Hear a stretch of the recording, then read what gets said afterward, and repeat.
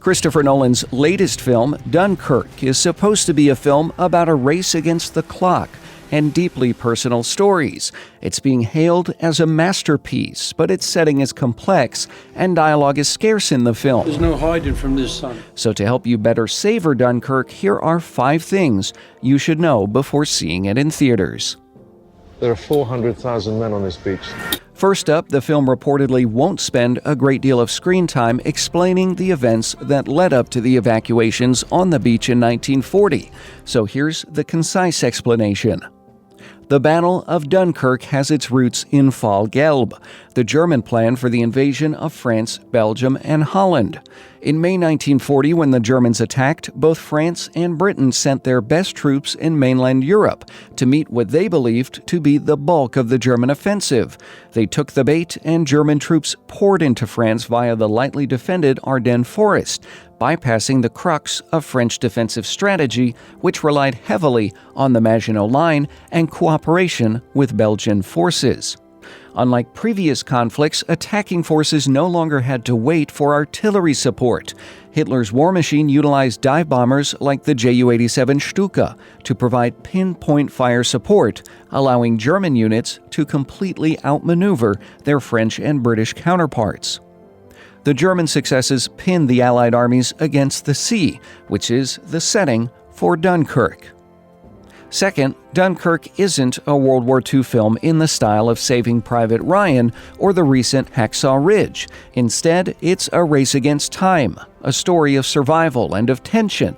As with the film Inception, Nolan plays with time in Dunkirk, following 3 different perspectives, that of a soldier, civilians, and a pilot, each moving at a different pace, yet still intersecting.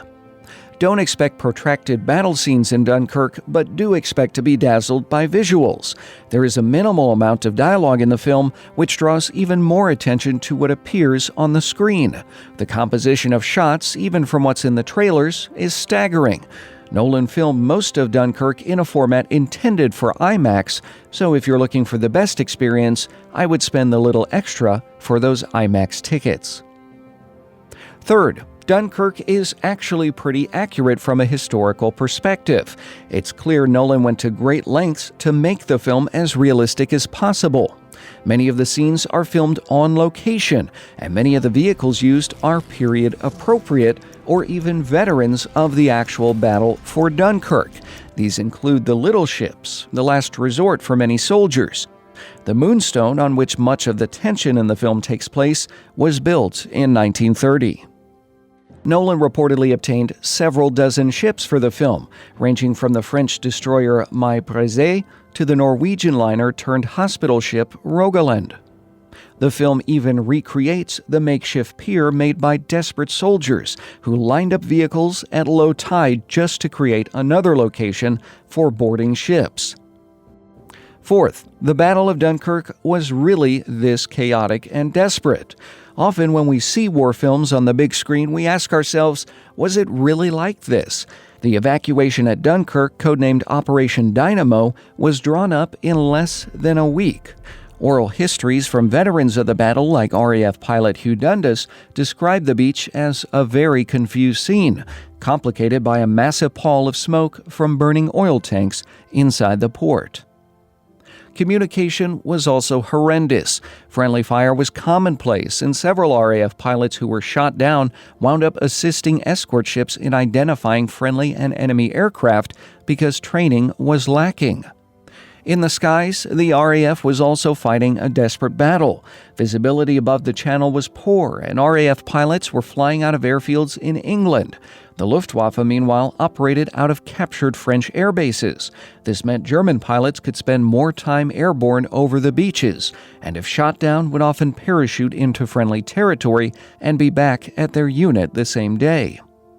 Because of these conditions, many British soldiers on the ground were unaware of the battles raging between the RAF and the Luftwaffe, and instead felt abandoned. The Luftwaffe constantly strafed and bombed ships in the waters around Dunkirk. The British lost 226 ships of all sizes in the rescue efforts. And lastly, Dunkirk was just the beginning. Tens of thousands of Allied soldiers, mainly French, were sacrificed to hold the pocket and buy time for evacuations. Because of their efforts and Hitler's decision to conserve his armored divisions, over 338,000 Allied troops would escape to fight again in locations like North Africa, France, Belgium, and eventually Germany. British Prime Minister Winston Churchill was cautious about celebrating a retreat, but Dunkirk would come back to haunt the Germans. Dunkirk hits theaters on July 21st.